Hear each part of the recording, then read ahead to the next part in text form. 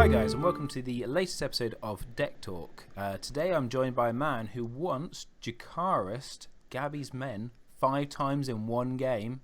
I did as well. It was great fun. Richard Walker from the White Walkers. Hello guys. Hi Richard, thank you for joining us. You're welcome. Now, I think that's quite apt because today we're talking about Targaryen. And the reason we're talking about Targaryen is because, for some reason, they've come back in the meta in a massive way. One card, Ben. One card. House of the Undying, isn't it? Yep. Yep, knew it. But that's not the reason they're back in the meta. I think they're back in the meta with Slavers Bay Port. Slavers Bay Port. It is. And we've got your current list up, which you've done, did quite well. There's quite a few of the decks on here. The Brighton charity event. Yep. So, Slavers... yeah, you did it right. Got to the final. Got to the final. Yeah, it was good fun. Played a very drunk Sam Pigden in the semis. That was absolutely hilarious. It really was hilarious. If you haven't seen it, just go and see it. Sam Pigden, brilliantly drunk, making some brilliant plays. Yeah, it's all good fun. Now, Richard, please explain, why has this card made such a difference? Because if I'm really honest, I remember on a podcast, myself and Whammer completely slated this card. I understand that. I mean, when you look at it, it's a 6-cost card. And, you know, what does it do? It brings out people from the opponent's dead pile. Great. But it's 6 cost. I mean, it's really easy to treachery. You can milk it. If you're playing House of Undying, you're going second, your opponent will milk it on a vital turn. And there's so many, you know, and it's just expensive for what it is. And Targ, you know, well, anybody really, there's not really plentiful economy until now. And you have Slavers Bay Port, which synergizes very well with the House of the Undying. Because what does Slavers Bay Port need? Everybody in the dead pile. What does the House of the Undying need? Everyone in the dead pile. So it goes quite well. The more cards you get out that synergize with House of the Undying, the better it will get. I think that's a fair sum up. It's and then there's also, it's kind of changed the way Targaryen players build decks, because I think I remember in your commentary for one of the games, your opponent said, "I'll be fine. Targaryen don't run Valor." Yeah, well, and all of a sudden. And I think that's because a lot of factions, when they run Valar, they run bodyguards for all their lords and ladies. And Targ don't have that many lords and ladies. They've got Dany, they've got Drogo. Sometimes they run Illyria and a Littlefinger, but generally that's it. And so if you can't save your lords and ladies, or your characters in general, then why would you run Valar? Yeah. But now we know why you run Valar and Targ, because you've got an incentive to do it. And Targ like Valar. I mean, they got fire and blood. They can bring dragons back. They can bring their people back from the dead. They don't stay dead long. You've also got Waking the Dragon, so you can preempt Valor and get your character back to your hand. Yeah, in some early builds, I was playing heavy Dothraki with 3 Jogo, 3 Aggo, a few more summer plots, and with Blood of My Blood. So you bring your Dothraki guy into play. And then they just come back to hand, say from your next turn Valar, and then you can play them out with a dupe or whatever in subsequent turns. I mean, yeah, that was the first edition of this deck, and it was heavy on the Dothraki. But I got rid of that in the end and put some more lower cost dudes in. It turns out that you don't need Dothraki. You can just get away with loads of chud and then just kill them all with Valar. It's fine. Were you throwing stuff like Dothraki C in there as well, or? Yeah, I had a couple of Dothraki C. When you look at the Brighton Charity Joust game, you will see that there are a few more Dothraki, and there is a Dothraki C on the board in some of them games. And again, that was just kind of you could leave it on the board, you could Valar the board, and if you have some power icon, generally on a Valar turn, your opponent not going to bother opposing your power challenge unless you have something like that on the board. So generally you could just populate your board for a turn or two by using Dothraki C and bringing in a Dothraki character just for a turn. Just to help offset that tempo loss. I'm just trying to remember, because it's been a while since I've seen the card in play. It comes back to your hand the end of the turn? Yeah, so you win a power challenge, put Dothraki into play, and at the end of the phase, the Dothraki character comes back to hand. Right. So it just helps you out for a turn if you need it. If you've got it on the board, what's the worst that can happen? Yeah. I mean, worst case scenario. Well, I say worst case scenario is a Chud. It can also just be left there for claim as well. So it's got. Yeah, that's true. Yeah.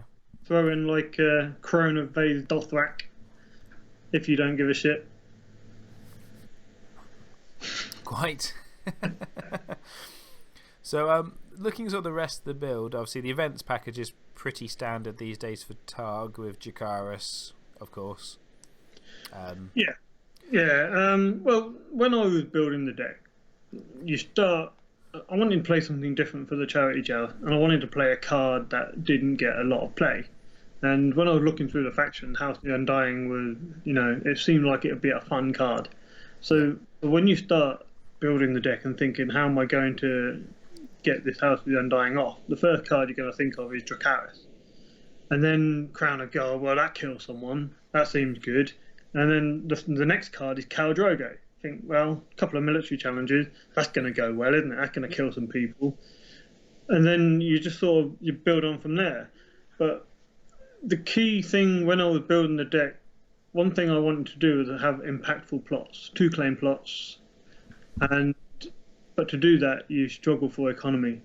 And with Slavers Bay Port, it allows you to put in more limiteds at the cost of lowering your gold curve for your plot deck. So, of course, you can see there in the location that have, 11 limiteds? Yeah, they're just twigged on that. Yeah, so 11 limiteds. So almost every single turn, without fail, I was going to play a limited card. Only once or twice, you get 2 or 3 in hand, and that would be annoying. But, you lose so many games sometimes, and you say, oh, I didn't see any economy in that game. That's true. Didn't really have a problem this deck, even though the plot gold isn't that high. Time of Plenty is the highest at 6 gold. Yeah. And the rest of them, Battle of Blackwater 4, Building Orders is 4, Heads on Spikes is 4, Winds is 3, So yeah, the gold on the plots is low, but that is, the location suite. 11 of those 15 cards are limited cards. So the other 3 House of the Undying and 1 Plaza of Punishment, of course, which helps with killing people. It certainly does. Were you tempted with taxation? Yeah, I did actually try the very first build, taxation turn 1. But surprisingly, even with a limited, I found that I wasn't actually getting that many limited cards in hand at the start of the game. It's strange. So I couldn't always guarantee having 2 limited to play out turn 1 when I would want to play taxation. And, although the stats are good anyway, 5, 6, 1, the stats are good. But really, I decided to opt for Heads on Spikes, which is same initiative, same claim, 1 less gold, and more than likely to put someone in the dead pile. Potentially another dead character to help towards the Slavers base. Yeah, that makes sense. Notwithstanding the fact I always missed with it. I think I only hit once in the tournament, and it was Edric Storm, and everything else was just rubbish. Well, when you kill Edric Storm, you've won that game. Well, yeah, I think I lost that anyway. So we'll brush over that. I assume Battle Blackwater's there to try and get rid of the dupes before getting ready to do your Valor? Yeah, the biggest problem that the deck faced early on was duplicated characters and characters with bodyguards on.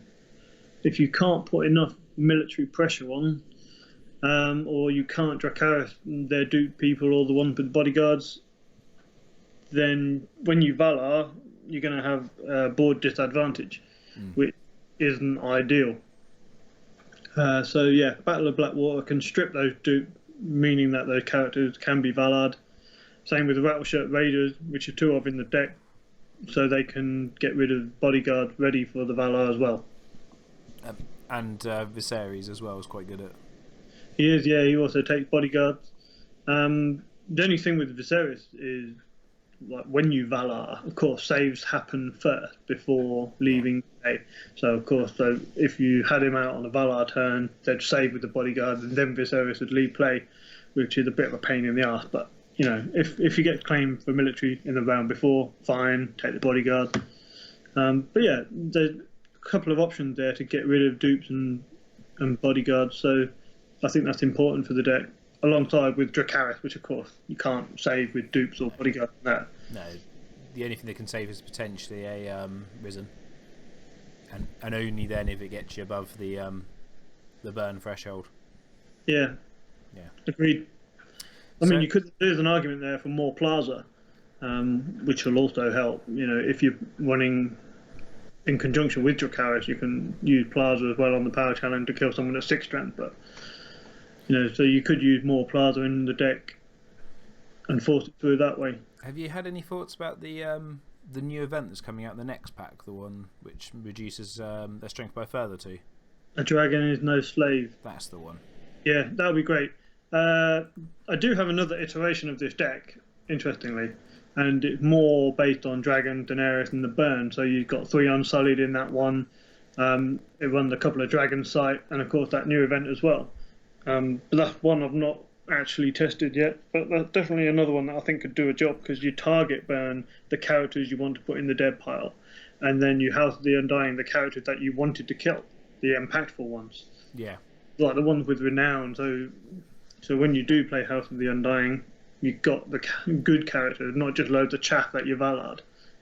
I saw a very interesting deck at the Brighton Games Night kit a few weeks later, and he won a game with House of the Undying against the Tinder Marge deck. Oh yeah. And he got about 6 renowned in one challenge. Ouch. Yeah. I mean, some of that was his own characters as well, but yeah, you know, he'd basically killed every single decent character. This is what House of the Undying does. It's such a splashy play, and he does weird and wonderful things. I was playing James Harrison, who was playing Martell, and he had some of the Starfall Cavalry, and I Valard the board, killed his Starfall Cavalry and a couple of his Greenblood traders. And when I play House of the Undying, I triggered each one of those Starfall Cavalry to look at 9 cards, which allowed me to find my second House of the Undying. So of course, they all go back. I won a few power. Next round, play House of the Undying again, re-trigger all those Starfall Cavalry to find my third House of the Undying, and it ended up winning me the game. It does weird and wonderful things. That is so wrong. There's another scenario where he had Gaston. So if I attack with one of his good characters, like the dead Red Viper, he could Gaston the Viper to bring him back to his own hand. Oh, so, yeah. Some fantastic plays with House of the Undying. Just one of those cards is really splashy, and there's nothing just quite as good as just seeing 1 million characters on your side of the board. Well, that's the thing in this game. I think it was Matt Such was playing it, and he literally just put the characters into a big pile, didn't bother spreading them out, and then just turned the whole pile. I went power. Oh, horrible. It is. Of course, I assume you're maybe a bit worried about Sea Bitch? Yeah, Sea Bitch is a concern.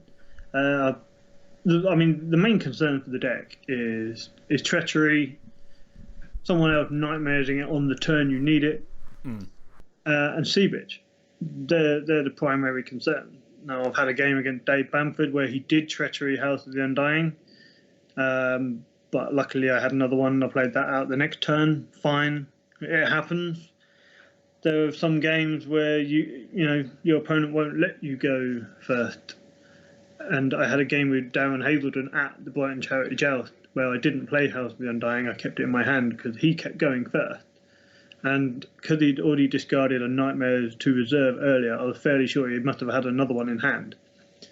And so I didn't want to just play it out, get it Nightmares, and that would sacrifice my board position for that round. So yeah, there are concerns. And he was playing Targ Kraken, so I know he had Sea Bitch in there somewhere. So you don't want to just play out willy-nilly. You have to be clever and think about what your opponent's playing. I guess with both of those, with all 3 of those though, 2 of them you can just get around by going first. Yes. So yeah, if you go first, you've got you can just sacrifice it without worrying what it is. And ideally, in the initial build, I ran 2 Winds of Winter. Ideally, you run it on the 2 claim turn, and that way you're going to get 2 claim with lots and lots of characters. Hopefully, some with renown, and you'll get a big power swing out of it.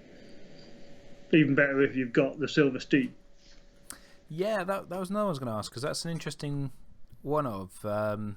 This is a card which lots of people seem to say is absolutely rubbish, and then other people say it's really, really good. Yeah, I really like it. I mean, when you have it on Drogo or Dany, you can save it.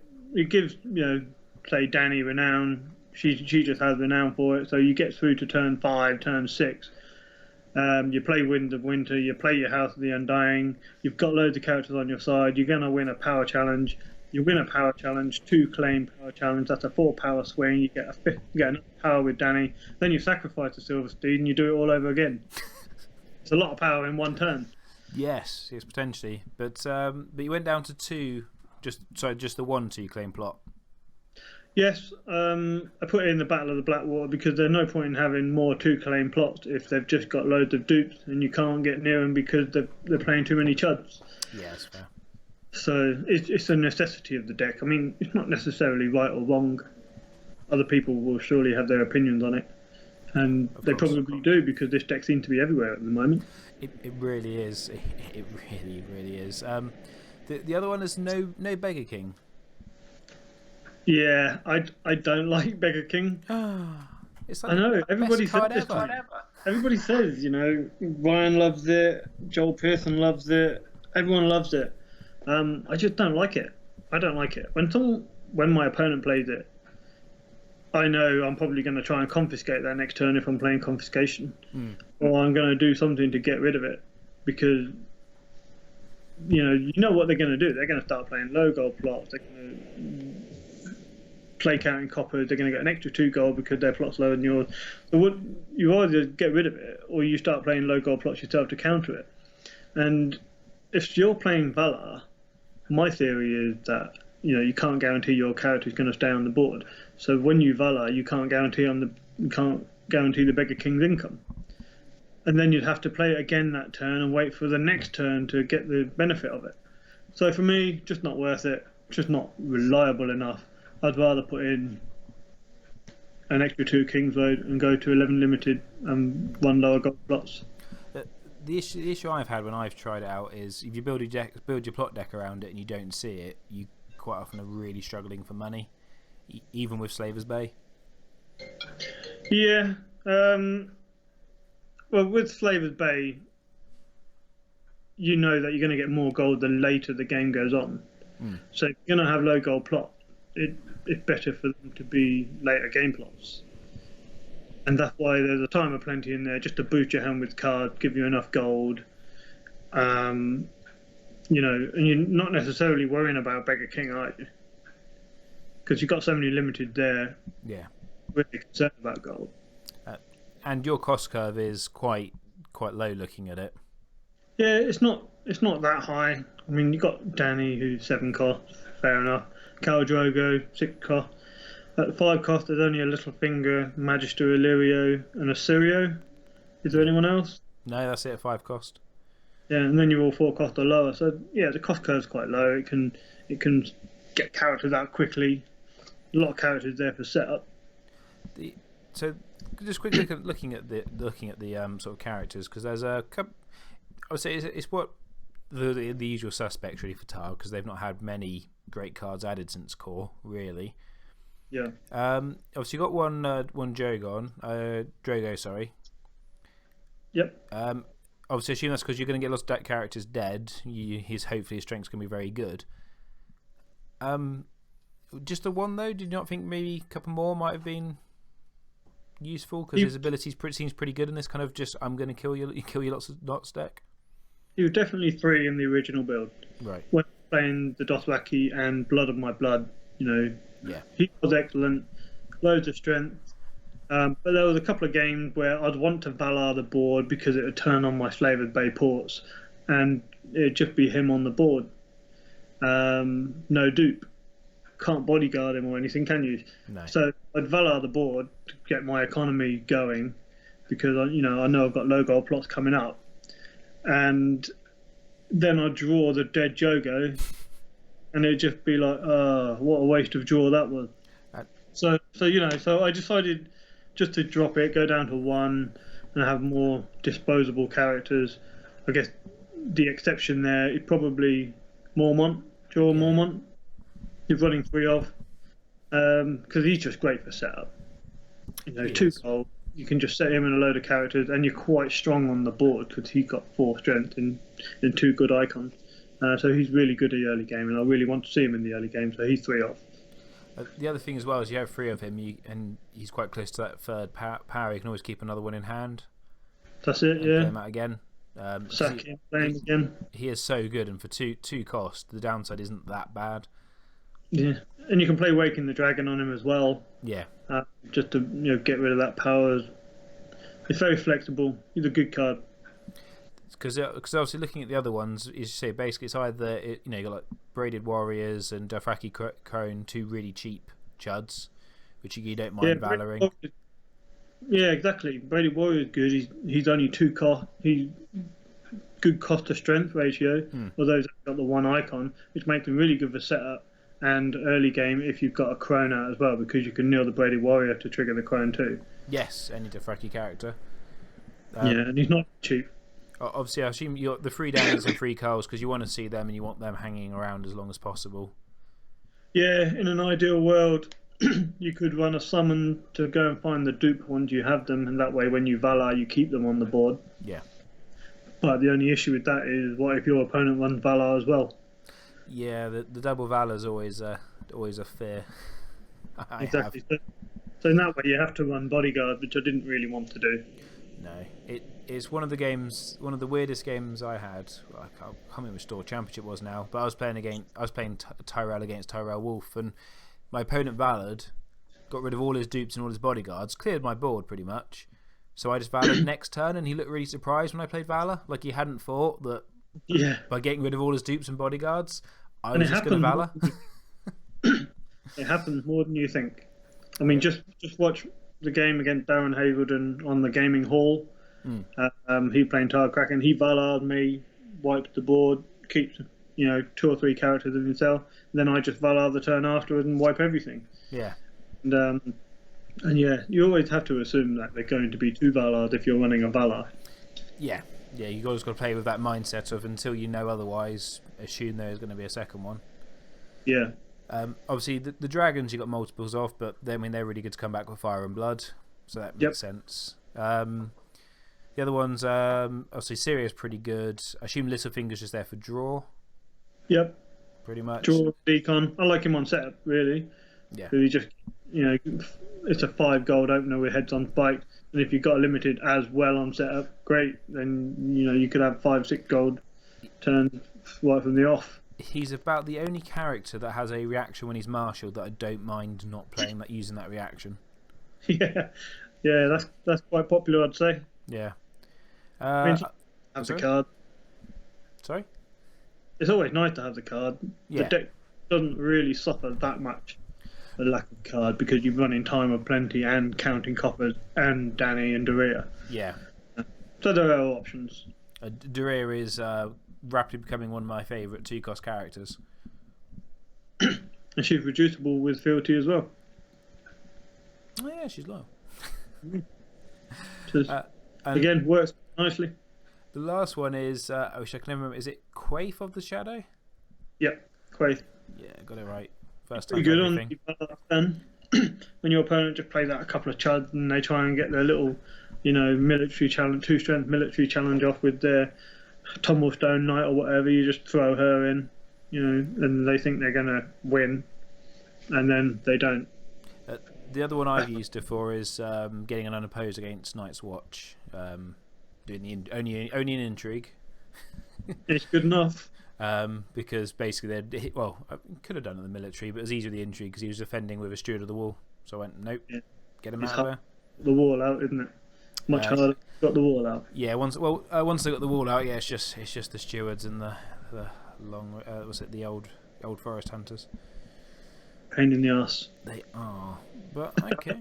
So, any kind of advice to anyone playing this deck? I mean, do you go quite aggressive? Just don't be scared to Valor sort of turn 2, 3, or do you want to hold off the Valor as long as possible? I was quite aggressive in the early days of playing the deck. I felt like I needed to get characters in the dead pile. But the more I played it, the more I realised that characters are going to be in the dead pile over the course of the game anyway. There's no need to be that aggressive. You can just play a slow game because you're just waiting for turn 5 or 6 to play that House of the Undying when you're going to get all their characters on side with all your characters. And so you don't have to really go hell for leather in the early game. You could just sort of take it slow and just make sure that your Slaver's Bay ports get marshalled each turn, get limited out, make sure your econ's going, and then just have fun. Just have fun with your opponent's characters and their face when you marshal them. Great. But okay. One thing you haven't spoke about is the attachments, i.e., Milk of the Poppy and the Crown of Gold. Well, you mentioned Crown of Gold for killing stuff, and we mentioned Silver Steed, but the Milk of the Poppy? Believe it or not, actually, Crown of Gold I wanted to cut. Sacrilege. In the Dothraki build, I didn't want it. I was saying to Dan in your K, I said, Dan, can I cut this? And he said, you'd be absolutely mad to cut it. But he said, cut it if you want. And I cut it, and it didn't make any difference because you barely see it anyway. No. I'm sorry, I just had, when you said that, I just had Dan K's voice in my head saying, you'd be absolutely mad to cut that. Yeah, he's like, you're mad. Yeah, he had this certain way of speaking, and it's almost like you've got a little Daniel K on your shoulder when you build a deck. And when you put something good in, you hear him saying, that's fucking lit. You know how he is. The one I always have is his voice going, but mate, how's the deck going to win? Ooh. How's the deck going to win? For you, it's just win power challenges, right? When I play Barrow, yeah. I've moved on. I don't just play Barrow these days. Really? At the weekend, I played Lannister, Baron to the Stag. Well, that sounds horrible. It was. So, Milk of the Poppy. Well, yes. This deck can have some issues against certain characters, like the Mountain, for example. So, how are you going to be aggressive in your military challenges if you can't get past a 10 strength? Military guy like the Mountain, and Tinder Marge is also a thing when I started playing the deck. She's another person I would rather have milked, because you don't want to just be killing Hostatullies just to get the Mountain in play. That's kind of sad for your deck. That's why the milk's in there. It makes sense. It's something that I've started putting back into my decks. My Baratheon deck we just talked about, that's back up to 3 milks again. I think it's a good option at the moment because there's so many things you want to keep quiet. Yes. Especially now, and including in the times of Tyrell Rush, which is going, Randall's going nuts everywhere. That's not what you want. Although it's interesting to say that this deck seems to be everywhere online on Octagon. I don't think it's going to do that well against Tyrell Rush, which you saw heavily in Batala. Not sure how much you saw of it in the Hands tourney in France. I think it would depend on how smart the opponent is, because as long as they buff their characters pre-challenge, then that takes the Jakara's threat out. Well, a lot of the Tyrell Rush characters like Brienne, Knight of Flowers, Randall, Renly, they're all 5 strength or higher anyway. Well, and Danny's out the strength 4, which then puts him in danger. Yeah, so you need Danny and Dragon, which is not normally turn 1. Yeah. And they have plenty of strength pumps anyway. They have Grand Strong, they have Renly Pavilion, and I don't think they're very scared of it. No, again, as long as they're smart, and obviously if you're looking to do well at a tournament, you're going to be playing against smart Tyrell players. Then I think you're right. They're probably they can probably counter it fairly easily without having to worry. As we talked about beforehand, I've been playing the Jon Snow crossing deck, and Targ just absolutely wrecks it. Yeah, just that first challenge, and I say because I need Jon Snow to be in the action. He goes into that first challenge, -1 strength. Yeah. Even if he's got Longclaw, that he's still only strength 4. which means without Danny he can Choice. die. That's why it's always good to run some neutral characters in your Jon Snow crossing deck. That way you can attack and he doesn't participate. That's not a bad shout, actually. I have to have a think about that. It's also the reason I run 3 Hands Judgment. Yeah, you probably need to run 3 of them. Yeah. Because people find nightmares him as well. The deck's tight on slots. There's no nightmares at the moment. Yeah, get rid of nightmares. Play Hand Judgment. Yeah, well, so it's got 3 Hands Judgment, and that is pretty much there just for Targ. But it still doesn't help in the Barrow matchup, but against Targ it's pretty good. I always find though, whenever I start running Hand Judgment, no one plays events. Yeah, I spent quite a few games sitting there with 1 or 2 gold and a Hand Judgment and going, and that was a waste of blooming gold, wasn't it? Yeah, if only I'd drawn something else, anything else that could have helped me actually win the game, rather than sitting around trying to stop my opponent to play that event. Yeah, that's always the trade-off.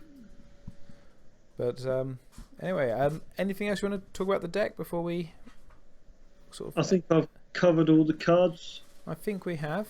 But so yeah, I think obviously this is sort of a different one because it's more of a discussion on Targ as well in general, because they have just, as you say, reappeared. Every other deck I seem to play against is Targ. And yeah, that's not to say they're going to do well. I mean, I was at a tournament this weekend. There were quite a lot of Targ, and there was only one in the top 4, 5, 6. So yeah, so they're going to be everywhere, but not everyone's going to do very well with them. Well, I think it's a faction that a lot of people want to be good because they want to play with Danny and the Dragons. Yeah, people just like burning shit, don't they? They're just like destroying things, -4 strength, you die. They love that sort of thing. I'm looking forward to when the Fall of Astapor comes out and you've got Astapor, Great and Grey Worm, yeah. Yeah, that's really going to be everywhere then. And it's not going to be fun to play against, I don't think. I'm not sure it will be. We're going to do a Targaryen Reigns deck on the podcast because I think there must be a good Reigns deck in Targaryen. Yeah, there will be. When Grey Worm comes out, that's the time to build a Targaryen deck. Yeah. But with this, I predict the rise of Stark. They'll come back. Yeah, I guess they're pretty, especially with Cat and Winterfell. They're pretty good anti Jacaerys. And Bran. Yeah. Bran will just sit there and cancel you Jacaerys. So, yeah, when Targ comes back in a big way, I think Stark will come back in in some shape or form as well. Boring Stark. Not that I'm biased. No fun Stark. I mean, me and you, we're both Greyjoy players at heart. Yeah. And, for regional season, I'm starting to think, am I going to need the Drown God's Blessing in my deck now? Am I going to have to change my deck and play with some protection? There's all these considerations when you think that Targ are going to be big in the meta. Yeah, and now that Tears has dropped off the meta, the Drown God's Blessing does actually do what it's meant to do. Yeah, don't get me started on that. That was the stupidest ruling. No, the card doesn't kill. The event doesn't kill you. The token kills you. Oh, okay. Thanks for FFG. I'm sure that's how they meant it to work. Really. Rules as written. Yeah. But, cool guys. But anyway, obviously at this point we normally say cut to a game where we see us playing, but unfortunately Octagon is not playing Bull. Good old Octagon. Yes, and I did try Frane's Techie. I'm sorry, Darren. But that also had a few issues with the servers crashing. So instead, what I'm going to do, and we've already talked about this, I'm going to link in a couple of games that Richard played at the Brighton charity event, so you can see the deck in action. I'll make the one win, yeah? I'll make sure it's the one you win. That'll look better. Not just for my ego, but for the deck. Well, it also shows the deck off in a better light than when getting smashed. The good thing about not playing a live game on Octagon is that you won't have to suffer the inevitable mirror match as well, because everyone else is playing it. Well, yeah. Like the last one I did with Jeremy as well, where the guy went, "Oh, I have the deck you're using. That's my other deck." So I knew exactly how to beat it. I was like, "Ah, awesome." Great. But yeah, that'll be linked in the description below, and if you're watching this on the playlist, I'll link the video in the playlist as well, so you can just go along the playlist and watch the game. But cool, but thank you, Richard, for coming on and doing this. You're welcome, Ben. And I guess, and obviously do check out the White Walkers YouTube channel. It is very good. Check it out. Fantastic. It's got some really charismatic commentators, some good videos. Yeah, definitely check it out. What Ben said. It's a bit of yin and yang with a good comedy element and a good serious element. I'm not sure what you're trying to say. You play a very good straight guy, Rich. Cheers, Ben. It's all right. And you might hear a few stories of games against Gabby, which are always entertaining. And I have started playing White Walkers. Sorry, was it the White Walkers bingo? If there's one thing Gabby likes, it's being Dracarys 5 times in one match. Really? That must never come up. Really? She's going to be cringing when she listens to this.